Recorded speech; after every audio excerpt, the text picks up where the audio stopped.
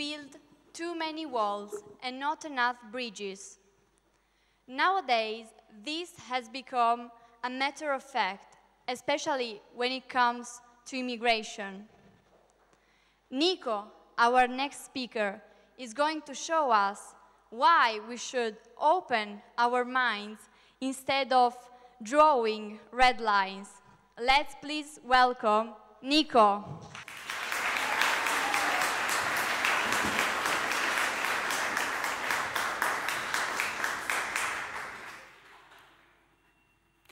Before I joined a debate club, I pictured debate as a conversation between two politicians, and the communication style that times can be hostile. In fact, on some TV show, we may see screaming going on when they are debating. But this changed last year, when I started doing a research to support a thesis for my first debate, and I was forced to examine both, the pro and the con side. I actually discovered debate considers different solutions of a problem based on different points of view. Why is it so important for this problem-solving approach to be applied not only in a conversation, but also in the real-life issues? Well, through debate, we are forced to put ourselves in others' shoes, regardless of our opinion. This makes us more cautious about the world we live in and issues faced by each region. This makes us lower our barriers. Which brings me to my topic, boundaries. A perfect example of a topic to debate on.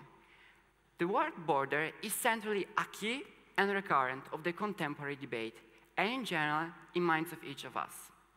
Border, boundary, frontier, limit are the words used sometimes synonymously to describe the end of something, the limit of science, territory, or patience. Borders have been around for a really long time. The Romans were the first to build a border in Rome. Its purpose was to divide Italic cities from Etruscan territory as a result of Roman-Etruscan wars. Then there was the Hadrian's Wall in northern England. It was built to prevent free movement of riders while also furthering the collection of taxes from traders. Then there was the Great Chinese Wall, 1,500 years period to prevent Mongol raids. If you look carefully, you will notice that all three of them have something in common, to prevent raids. But today, the purpose of border has completely changed. They are built to stop the free movement of civilians. Since 2015, countries as diverse as Austria, Saudi Arabia, and Hungary announced or began to work on a new border barriers. Norway has built a fence on its Russian border. Pakistan is building a wall on its border with Afghanistan, and the United Kingdom has built a wall in Calais, France. What does it mean? What's the purpose for this?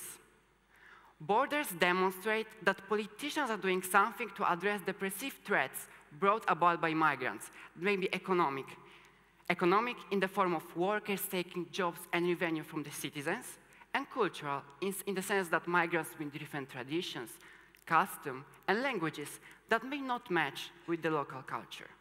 But in the reality, the encounter between different cultures may lead to enrichment for both.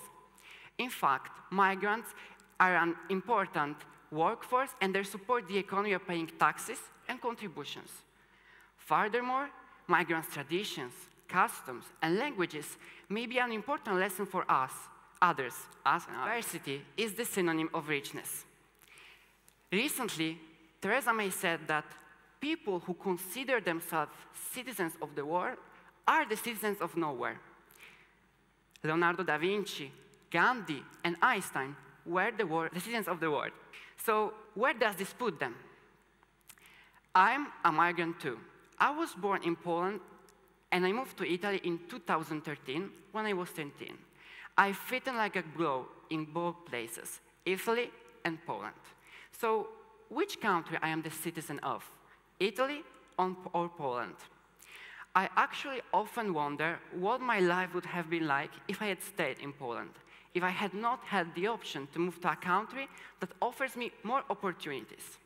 there is one thing I am sure of.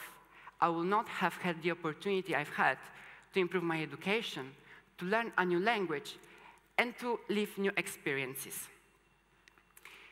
Unlike me, right now, there are billions of people stuck in countries where it's hard to get anything done, who have done nothing more than be born in a country that offers them less opportunities.